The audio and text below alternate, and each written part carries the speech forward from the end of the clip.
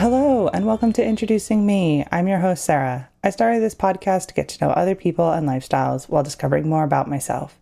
Each episode, I will give a new guest a chance to discuss their background, culture, interests, or whatever they want to talk about to help increase all of our own worldviews. Today, I'd like to introduce you to Cherish Amber. Cherish is a passionate advocate for pleasure, empowerment, and consent. As a queer woman, she prioritizes creating queer safe spaces, so she's here to talk about queerness and why she's become a sex coach and all of the good things that come in Cherish's life. So thank you so much, Cherish. Why don't you go ahead and tell the audience more about yourself? Amazing. Thank you so much. It's a pleasure to be here. Yeah, exactly. You said it nail on the head. I am a queer cis white woman, and that's where my stance comes from. That's where my viewpoint and experience comes from. I am a sex and relationship coach. I absolutely love my job. I feel very lucky and blessed to be able to say that. And I have always been super passionate and interested in sex. Since I can remember. I used to be in high-level management, and then I became a coach. And I realised the reason I became a coach is because I realised that if young people or anyone of any age could understand their own pleasure and feel good enough, then I might be able to help people not experience some of the not very great experiences I had growing up, SA and R and that kind of thing. So yeah, that was where I kind of led towards me becoming a coach. And then as my coaching business has grown and developed, I've gone on to coach lots of couples now. It tends to be my core demographic. So whilst I call myself a sex and relationship coach or a queer sex and relationship coach, I kind of use the comma after queer interchangeably because lots of people identify as not heterosexual or cisgendered, but they wouldn't necessarily identify as queer. So yeah, my coaching is about a completely safe space for all, regardless of orientation or gender. And yeah, I'm really blessed to work mainly with people in North America and Europe. And like I said, I just absolutely love my job. I love people coming to me in a space of arguing and sexless and porn addiction, and they leave my container feeling like their marriage or relationship is the best it's ever been, or they're in the best place, ready to head into a new relationship, ready to like rip up the rule book and change the narrative that they've lived by until that point. So yeah, I feel really blessed to do my job. I love it. It's great to hear how much you love your job, because that's not always the case for everyone. But you used to be in upper level management. So what was that switch like for you? I would say I'm quite a spiritual person. I used to run 4- and 5-star hotels. I used to manage up to a team of 170 at one point. And I loved my job. I'm really, really passionate about experience for people, which is why I think I have, people love my coaching so much, because it's about an experience that you get within the space. I always knew something was missing. I always felt unfulfilled. I loved my job. I'd put everything into it, 80, 90-hour weeks, you name it. But something always felt like it was missing, it's kind of square peg, round hole. Like I absolutely loved it, but it just didn't feel exactly right. So I left a role in hospitality accidentally in January 2020, and none of us knew what was coming. I know. And started a new job in April, working with some really cool charities, and I started my coaching qualification in 2020. August 2020 I started, and I graduated the following year, and I've been coaching ever since. And so what was it like kind of taking those first coaching courses and figuring out like, how am I going to support other people, but not necessarily like input, my own personal experiences into every situation? Yeah, so I remember I started my qualification. It was 1,000 hours in total. I think we clocked up in the end. And when I first started, I was like, how am I going to be able to do this? But at the same time, I really remember, like, I did a lot of coaching when I was a manager, because that's what you do. Like, you never know who's going to walk through the door. I would think I clocked up that I'd done 1,000 interviews in person, like in, when I was hiring in hospitality, because that's what you do, it's a high turnover. And so I realized that actually I had a lot of skills to pull on, and it was just really deeply listening. And I'm a massive nerd, so as much as I could possibly learn, I did. And then the first time I gave my first coaching session, I remember the person being like, "Are you already a full-time coach?" And I said, "No, this is my first one." And she was like, there's just no way. And I remember that feeling really beautiful. And each and every single coaching session I've done since has just felt like I was born for it, is the best way I can describe it. And that, I don't ever want that to come from ego. Like, I work really hard on not being an ego, but I think I've had a reasonable amount of hardship in my life. It's definitely not been incredible, although my life's been incredible. I wouldn't change it for the world, but I've had a reasonable amount of hardship growing up. And I think, we talk a lot in coaching about transmission. Like, you can only take people to the depths that you've been yourself. And I've been through a fair amount of relationship stuff, relationship trauma, and I'm always building, always growing, always doing my work. I have a coach, I have a therapist, so I'm always bettering myself. So I think that's definitely how I think I'm able to take people to deep places and come out in a different way. So yeah, I hope that answers your question. Yeah, I think it did.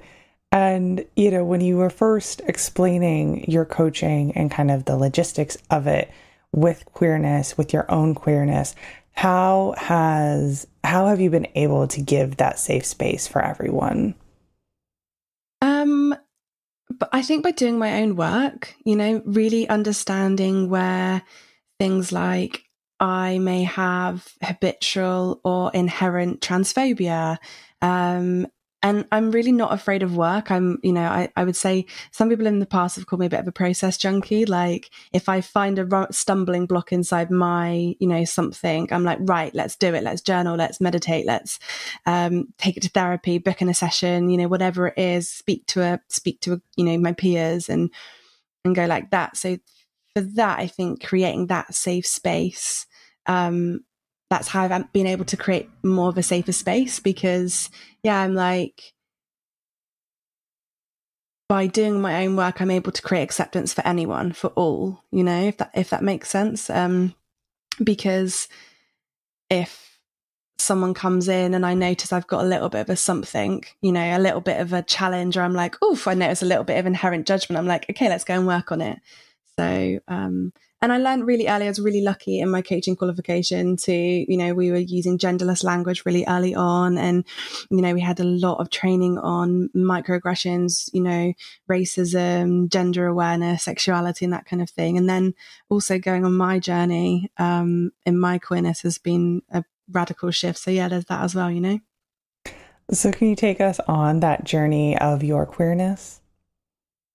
Yeah, so I know now that I've always known I was queer or gay. I fell in love with my best friend when I was 15. She was incredible. And I tried to come out, and there just wasn't a lot of representation around when I was that age. And so definitely not in the way that I kind of present as a femme, we would call it in the queer world. There was just wonderful friends of mine and family friends that were, the kind of more stereotypical butch energy that you kind of see in lesbian culture. And I guess it just, in my brain, in my kind of young teenage brain, didn't think that you could be gay or queer and, also be super feminine. I didn't have access to the L word or anything like that. And so I kind of put her in a box. I definitely had some dalliances over the last few years, over, my teens and my 20s. And then met someone a few years ago and was just like, wow, actually, like, I really can see that, and allowed myself to really feel into what it would be to be out, to be in a relationship with, same sex relationship. And then most recently, being in a dynamic with someone who's been out for a really, really long time, and just understanding how the power of that and how much she's taught me, and really deeply coming to terms with kind of living a lie for the last however many years, and being able to really gentle with myself in that, and not kind of judge that, and then also understanding and being able to create safety for people in that as well. So like, offering that, queerness is your own, and whatever label you decide to go with, it's okay. Like there's this kind of big movement towards you don't need a label. But sometimes actually that kind of you don't need a label comes from a little bit of a homophobic place, because I think that heterosexual people don't have a label. So it's like, if you don't have a label, then maybe you don't, then maybe you'll play by the rules, as it were, of society. And it's funny because I talk a lot about the fact that I kind of have 3 labels. I identify with 3 labels, and that's very much a cultural thing. So,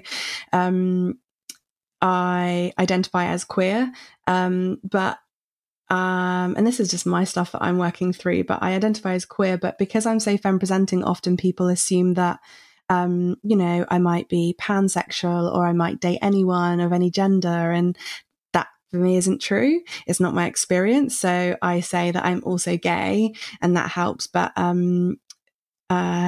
in Britain, in the UK, we're in a slightly different space between what kind of gay means. And that, as a lot of people will say, I thought only men could be gay. So I also have the term lesbian as like my labels that I use interchangeably. So yeah, it's quite fun to like also be playing with all of them all the time, and to feel into like, why do I feel the need to like concern if people think that I might, still sleep with men or have relationships with men? I'm just like, well, it's just not me right now, and that's where I'm at. So, And so what is the kind of like the culture like in Britain or the UK with queer spaces? Like, is it really different than what you're seeing for people you coach with in the States or elsewhere in Europe? Yeah, I mean, there's a lot more kind of low-level homophobia, especially in the region that I live. So I live in a bit more of a rural region down in the bottom in the south of the UK. And I have had 2 like reasonably bad like your sort aren't allowed in here, we want you to leave kind of energy, and like cafes and stuff. But I would say it's less extreme, but it's more constant. So it's kind of like, oh, you don't fancy me, do you? Like when I came out, or like when we're talking about gender, I just don't get it. Like my ex was non-binary, so it's like I just don't get it, and I'm not kind of willing to understand, but I'm okay with it. That kind of like, I'm okay with it, but I just don't want to see it. Whereas in the States, you have like more of an acceptance, but the opposites are much more extreme. So like anti-abortion, anti-gay marriage, that kind of thing. That's what I experience. And this kind of overall, this kind of from some people, especially in like more spiritual places that I see as like, oh, you're just lacking in something. There's just a lack of masculine or feminine in your life. And if you just balance that out, you wouldn't desire a woman. So that's been quite interesting to track. So yeah, on the whole, I think probably the UK is a little bit less extreme on its like hatred or pro, kind of sits more in the middle, standard Britain sometimes. But the kind of constant low level homophobia is just, it's always kind of bubbling around. Yeah, I had a reel go viral on Facebook, and it clocked up like 200,000 views in a couple of days. And I just had the most ridiculous messages from men on there, just like indoctrinating the youth, and you're trying to, this disgusting, all this stuff. And they were all based in the US. Like, so, yeah. Yeah. And so then with that low level homophobia, do you find at times that you might like shy away from your identity, that you're kind of like, I need to make sure I'm safe? Or are you able to be authentic at most times? I would say for the most part, I'm pretty authentic. There's the challenge that I think a lot of femme presenting queer people will have, which is like to avoid the certain types of gaze. gaze, G-A-Z-Y, G-A-Z-E. Like, you almost want to like look more queer than perhaps maybe I would choose to on a regular basis, if that makes sense. And you always know straight away when you shouldn't be kissing or holding hands. Like, it's quite quick to immediately, you know, disconnect if you see maybe a group of like young guys or something like that, because you'll get the kind of like, oof, you know, you've just not had the right whatever thrown at you. So yeah, and I think I think what I talk about this quite a bit in terms of being queer is always a slightly heightened sense of, you know, your nervous system always has to be slightly heightened. You're always looking for danger just a tiny bit. You never fully relax. Like, and also one of the harder sides of things that I don't think many people talk about is like being fetishized. I cannot say that word at the moment. Fetishized. I'm a sex coach. Come on, Cherish. By other people, specifically like male cisgendered men, het men. Kind of, you just get these like leering looks at a cafe, and that's quite hard sometimes. And I'm definitely in a position right now where I'm like, oh, you know, this feels a bit. It feels a bit of a challenge to receive at the moment, but that's just, you know, it just comes in ebbs and flows. Mm. Yeah. So then your identity is part of you. You are, you know, able to share, you know, who you are. How does that come into your coaching? Is there like, do you ever find homophobia there? No, I make quite a big thing about the fact that I am queer and I support queer people in coaching. It is not uncommon for queer people to experience internalized homophobia, and I do quite often end up working on that with clients, which is actually a really nice thing, because as I said, like, it's pretty hard to take people down to the depths that you've not been yourself, and I've definitely had to work through my own internalized homophobia and what society has kind of put on us, so but yeah, I think for me it's just about like creating the deepest amount of safety. Like, safety is the absolute core pillar of my entire, you know, what I do as my practice, my coaching practice, and just allowing anything that someone wants to bring to, you know, to just come to the surface and to be worked on. And I think my journey with queerness helps that an awful lot, and my lived experience. But yeah, I often get people laugh at me and say, is there anything that shock you? And I'm like, no, you know, there's nothing you can bring that would shock me. And I often have, I have clients who will like be sitting on something, and I can see them sitting on something for a second, and I'm like, it's okay, whatever you're sitting on, I can bring it, you can bring it, it's okay. And they'll like say what they want to say, you know, maybe they've cheated, or maybe it's about, you know, overwatching porn addiction, or thoughts that perhaps they don't think are super like okay, and they'll like watch for my approval, or watch to see if I'm going to get shocked, or like raise my eyebrows, and I'm like, great, I'm really grateful you told me, like, let's work through it. And they're like, oh, okay, and they're like, the immediate relief that you see on their face is just amazing. So yeah, I think that's really important. I think that, you know, as a society, and, you know, and obviously there are some nuances where it's like, if it's something illegal, or, you know, not, you know, illegal is questionable, but, you know, if it was something to do with children or something like that, there are obviously nuances that this doesn't come into thing. But for the most part, you know, people have got different kinks, and they might mention, you know, they're really into a mummy daddy kink or something like that. I'm like, great, like, let's work on it. Let's work on getting that, you know, met, and that need validated, and that kind of thing. So yeah, I think that if that answers your question, I went a bit of a tangent there, but I love a tangent. So. That is more than okay. So you've mentioned a couple times kind of working on your own internal like beliefs and different, you know, phobias. What has that work been like, and how have you seen yourself transform? Yeah, I definitely noticed that back in the day, but way before I coached, I definitely, you know, noticed that I allowed myself to feel into what society fed us about queerness or transgender and transgender experiences, back in maybe like the coming out of school, 15 years ago. Blimey, definitely more than 15 years ago. And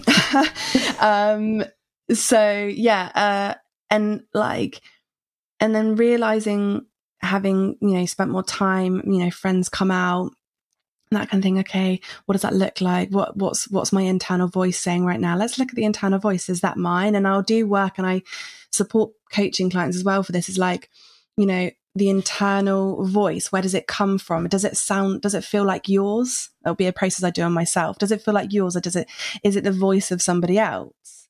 Sometimes it's the voice of a parent. Sometimes it's like the voice of like a news reader, and then we'll like go through. And if it is mine, I'm like, okay, so where does that come from? Like, is that a core belief? Okay, why does that core belief exist? And I'll like question my own belief system, if that makes sense. And now working with, people from so many different genders, if they're cis or not, and supporting them and being advocates for them. And now I find myself, having done all this work, find myself being a bit of an educator in lots of spaces, and peers coming to me and being like, how do I word this? And how do I work through this? And being able to be that, to the best of my ability, spokesperson for people that perhaps they don't feel like they can ask questions openly to, if that makes sense. But yeah, just to return back to your question, I think, like I said, questioning that internal voice, is it mine? Does it belong to me? Is it society's? And if it is mine, why? How did it get there? And working through that, and I think one of the biggest things I talk about to people is like getting really comfortable with being uncomfortable. Especially around things like race or queerness or anything like that. It's like, okay, well, it's going to feel uncomfortable because you're brushing up against how you've been brought up, or what society has told you growing up. So, yeah. And so as you've become advocates for more people, as you've kind of strengthened your core beliefs, have you had your own advocate for your queer identity?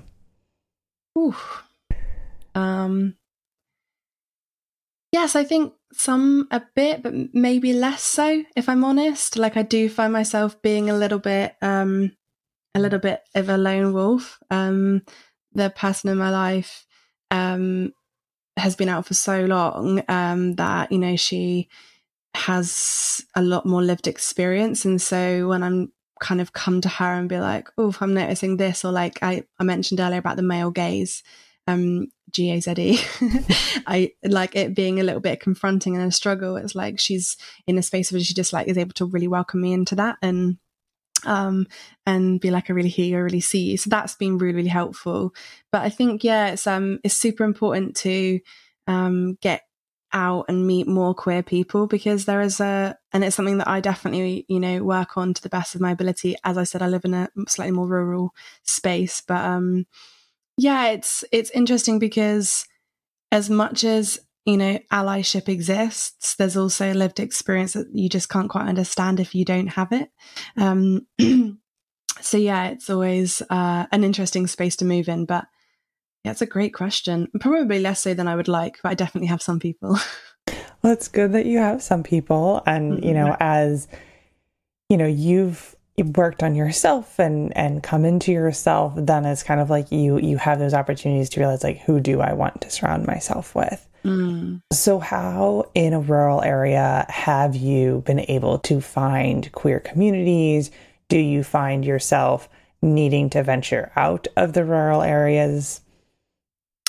Yeah, I think the interesting piece here is the fact that there's an incredible queer community down here, but I work with them a lot.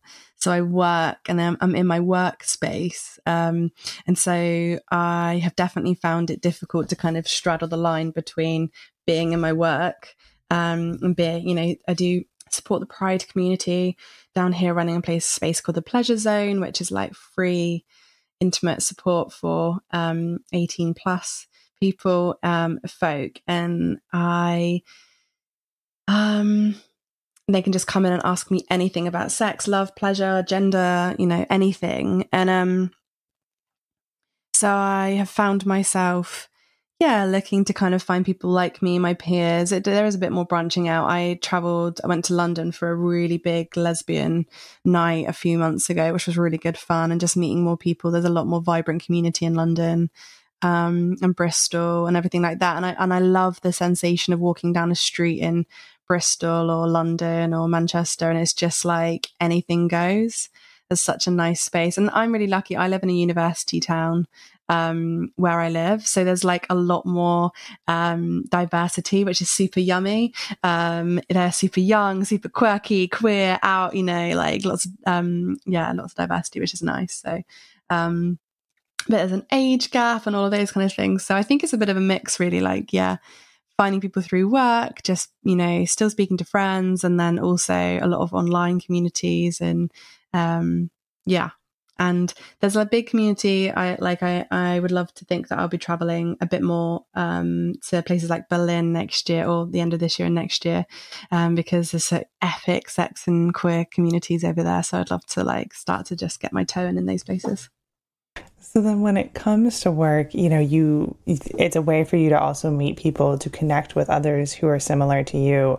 And you mentioned that right now you're kind of specializing in couples.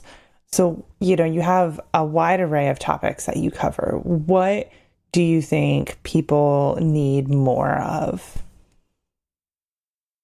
Need more of in coaching? Yeah. What do you as you meet people, they come to you with different things. Where are you seeing gaps in, say, sex and relationship knowledge? I think what happens is it's really easy for communication to die in a relationship, in a long-term relationship. And what happens is when communication dies, sex dies, or often sex goes first, then communication dies. And I truly, truly believe that at a center of every good relationship is great sex. And I have, my methodology is based around the 4 C's. So it's my 4 C's methodology, which is consent, clarity, communication, and connection. And all of those 4 things are all based around sex, but they're also based around an amazing relationship. Clarity, what do I want? Getting really clear about what I want in a relationship. What does it look like? What do you want? How can I understand what you want? How can I communicate that clearly so that I'm not projecting, I'm not trying to fix you all the time or rescue or advise you, So in terms of what I'm seeing, it's definitely that communication breakdown, and then that the sex goes first often, and then, connects. A lot of people forget how deeply connecting great sex can be, and how passionate and powerful it feels, and how the next day you might be looking at each other and you're just you can sense how that, you can sense in a different space, the connection feels completely different. And sex can feel like a chore a lot of the time, but I'm kind of on a bit of a one man, although there's definitely a few of us on this mission to get people to remember how incredible, gentle, powerful sex can be. And definitely. What else do I see? Mismatching desires is quite a big one, and how to overcome that. And people just forgetting having super open, curious mind around relationships. It's really easy for us to get shut off. And what happens is we get shut off, and then we feel resentment, and then there's arguments, and then it's just this never-ending spiral. So that's what people tend to come to me with. It's a mismatch of desires, really low communication, and absolutely no sex. And by the time they leave me, feel really lucky to say they're normally having great sex, communication is the best it's ever been, and that desire's back. So I absolutely love that part of I love that part of what I do. And I'm sure it's different for everybody, but what is kind of the life cycle, the lifespan of you working with somebody? I tend to work in 6 months. So I do 10 sessions across 5 or 6 months, basically. So we meet every 2 weeks. Is a great amount of, space between sessions, as long as the client is kind of dedicated to this, to the coaching container. I work with, couples between 6 months. And then if it's if they are perhaps really struggling, we might do let's commit to a year together, and then after that we just do maintenance. So I worked with someone quite recently actually for a good 8 months, and now he's just on like every 2 months I just meet him, and he's like, this is going on and this is going on, and we do that. So I really like that. I'm a big believer in coaching myself out of business.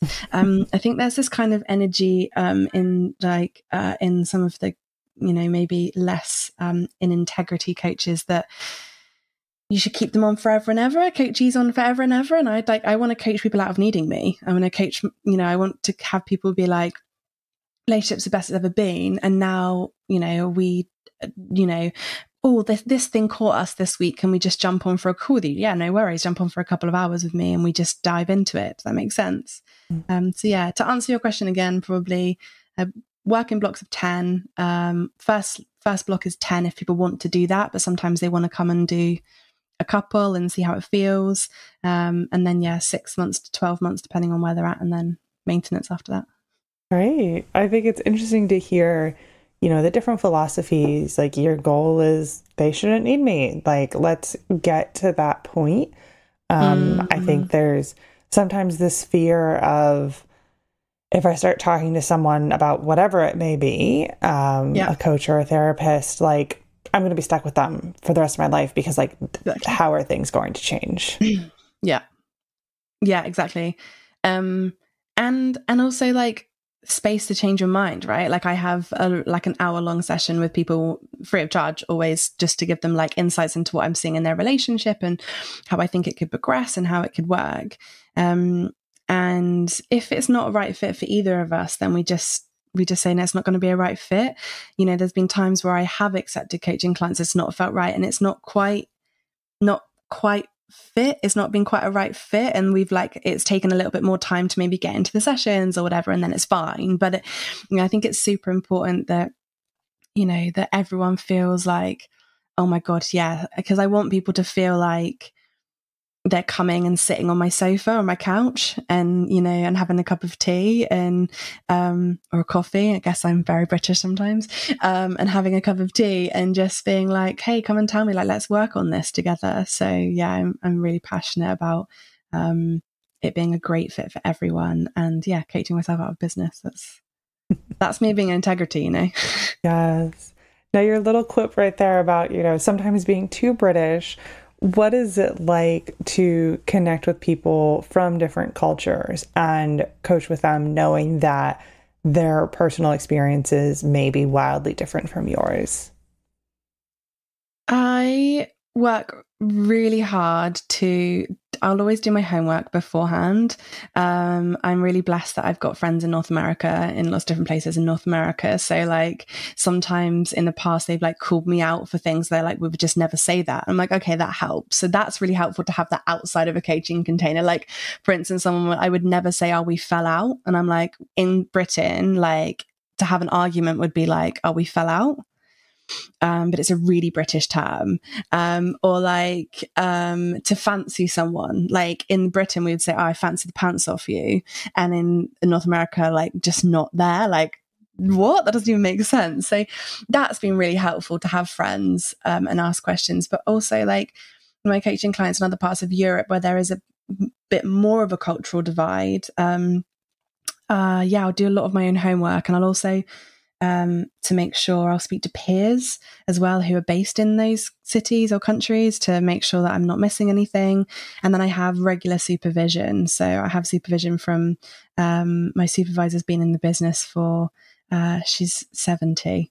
So she's been in the business for a really long time. She's a psychotherapist, and just like really checking in with certain things that I'm doing. Does this feel right? Does this feel right? She's like, yeah, we'll look at this. We'll look at this. Here's some, some stuff to do. But yeah, it's super important for me. Like, the absolute core is safety in terms of my business, but like integrity, me being in integrity, is super important to me. And it's something that I work on really, really hard. And so how do you, connect? Like, you have the supervisor, you peers. How does that connection work? My coaching container, my qualification that I got, we are all on an alumni group, which is great. It's a really busy group. And there's so many questions on there. You could type in anything to do with coaching and there would be someone and lots of different people's perspectives. And I'm always looking on there, which is really, really helpful. And yeah, I connect with my supervisor on a phone call. We have about a 90-minute chat every few weeks. And I take a case study. I take one of the people I'm working with, one of my clients, and we kind of run through everything they've been experiencing and everything like that. And how I've done my methodology, how I've been working through, what I've offered them, the different practices, and she'll give me pointers and responses, and we'll work through it in that way. So yeah, that's tends to be how I connect, but also doing CPD. So making sure that I'm taking short courses to make sure that my coaching is like absolutely like needle point, what would you call it, like crystal clear on the nose. And that's super important to me as well, so that helps. And eventually I'd really like to get a master's in trauma, so that's kind of on the horizon at some point as well. And do you find in your coaching that trauma comes up very often? Yeah, every session. Yeah, I'd say every session. Maybe not every session, but like it's super important to be really sensitive and really, really empathetic to someone's experience. I think that we live in a world where very few of us are walking around being like, I'm fine, childhood was fine, everything's brilliant. Like, and I think that that's why people come to me, is like they have noticed some patterns in their relationship that aren't necessarily feeling great. And then suddenly, like, actually, there's something bigger going on. And often what happens is when some people are in a relationship and they create tons of safety, that's when the body starts to allow us to process trauma. And what it will unfortunately look like is often kind of projected onto the partner, but it's often not. It's just the body finally feels safe enough to like look at, something traumatic that happened in childhood or as a young adult. And then the body's like, right, let's go. And it can be incredibly difficult to receive that as a partner. It's like, I haven't done anything, nothing's changed, but suddenly you're angry at me, or, and that's what we end up working through a lot. So yeah, I would say maybe not every session, but definitely every client base I have, we're processing some kind of trauma. But it's not always like, it's also super important to remember to be really gentle with it. So it's not always like, right, I think some people think about processing trauma as like, dive in, let's go. But it's not, it's about just really holding that space gently. Like, first and foremost, can we find acceptance for that part of us? Can we meet that part of us with loving kindness for whatever happened, if it's small trauma with a capital T or trauma with a lowercase t. And you mentioned early on how, trauma has sort of played into some of why you got into what you're into, and that, your past is not necessarily sunshine and roses. Are you willing to dive in a little bit on some of what that past was like for you? Yeah. My dad left when I was 18 months old, and I didn't have a relationship with him, which meant that I think that's some of the reason that I sought out male relationships, if I'm honest. I think I was probably seeking a father figure in some kind of subconscious way, in lots of ways. I definitely processed a lot of that in therapy. I'm an only child, and we grew up with,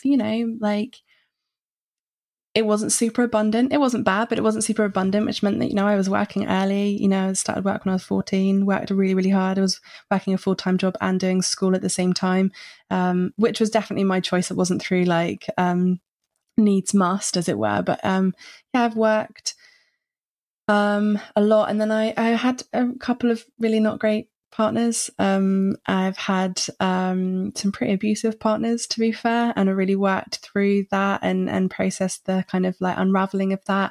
I've experienced significant SA in my life through the hands of partners and friends. And I also had a stalker at one point in my life, so that was super fun. So he was an ex-partner. So I definitely have processed all of that and just coming to terms with and also coming to terms with the fact that I was living a life, a lot of my life, and like in these het relationships where I thought it was like I was going to live the societal dream of like, 2.4 kids and a wedding ring, and realizing that I never actually wanted that. And it was actually all a lie. So that's also like that's one of the ones I'm processing, processing in lots of ways, or like sitting with and realizing, I guess. I think I've definitely processed it now, but that's definitely been part of the journey. And yeah, there's some other bits thrown in there, but I think like sometimes it's really, really great to just be like, these things happened, and I'm incredibly, incredibly grateful, and I thank that part of me, and the part of me that got through those things, and also I think it's what's led me to be a kind of well-rounded human now, who's pretty much capable of taking on anything. I reckon I don't think there's a lot that the universe could throw me these days that I couldn't cope with. Yes. Well, I appreciate, you sharing some of that information. But it sounds like you've worked through a lot of things, which means, which leads you to be able to say like, yes, this happened to me. This is part of my past. Because, you are queer, you exclusively date women, you are femme presenting, someone might make an assumption like Cherish has sworn off all men. So what is kind of your interaction with men these days on being friends, being, really good friends? Where does that fall with everything that's happened with you, your identity, and your past?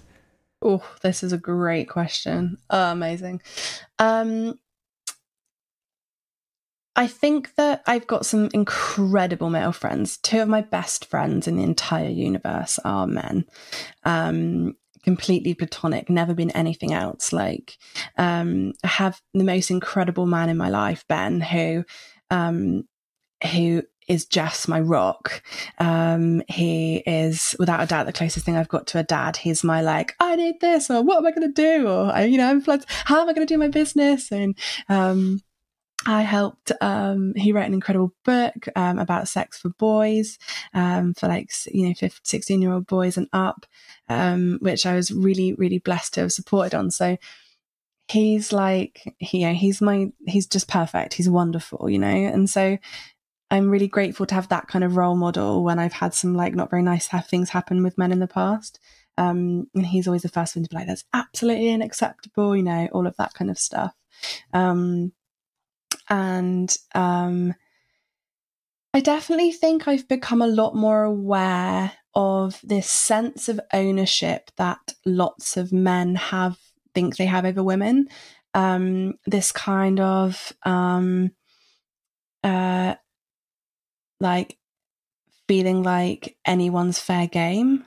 And whereas I used to be a bit blind to it, I'm a lot more aware of it now. And so I think that perhaps I think that perhaps I'm just a bit more hyper aware. And that's been part of my process, is just like, how do I want to dress today, for instance, to create safety in my body and that kind of thing. And then having some like, having an experience of like, it shouldn't be like that. And how can I help that? And actually in lots of ways, some of the reason I do my job is to help men to come to full understanding of how society has shaped them, and how it's super important to support them to understand what it means to be a man in today's society. So for in fact, I don't know, right now 30% of my clients are cisgendered men. I wouldn't necessarily know if they'd all identify as heterosexual, but and I love that part of stuff. So that really helps me to make sure that I'm not being biased in any way since I've come out, because I think it's a really common thing for people to be super biased after they've maybe not had some great experiences. But I have worked really hard to make sure that there isn't much bias, apart from, like I said, when I'm out and about, noticing that there's like slight objectification that perhaps I wasn't aware of as much when I was younger. Good. I feel like that's, you never know. Even what you just said there with, the bias that can come through. So it's good to hear that you're in a good place with all of that. Yeah. Now, before I start to wrap things up, is there anything else you would like to share with the listeners today? No, not at all. Just know that if you're not having sex that blows your mind. It is absolutely possible. I know that sometimes when I say that, it can feel really distant to some people, but it absolutely is possible. And you are absolutely worthy of having beautiful, deep, rich intimacy in your partnership and outside of it. Great. Now, at the end of all my episodes, I do ask my guests a random question. So my question for you today is, what seasons do you look forward to? Oof, well, I'm British, so we don't have as many seasons as I feel like you have in North America. But I always look forward to summer in the UK because we get some really nice, we get the best weather. I am a bit of a fan of Christmas, but my birthday's on the 5th of January. So I'm always like waiting to get Christmas over with so I can get to my birthday. And I am super witchy, so I absolutely love Halloween.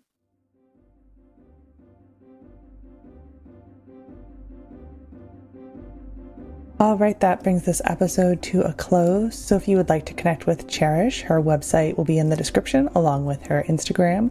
There will also be a direct link to her relationship first aid kit. If you want to check that out, it's also on her website, but you can find that directly in the description.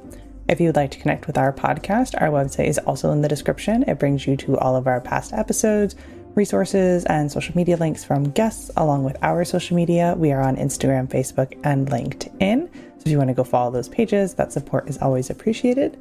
There's also a link to support the podcast monetarily. That support is always appreciated. And my email is in the description if you would like to reach out for anything, including being a guest on the show to share your story. So thank you so much, Cherish, for spending time with me today, and to my listeners for taking the time out of your day to hear a new story. Until next time, bye. Thank you so much. Bye.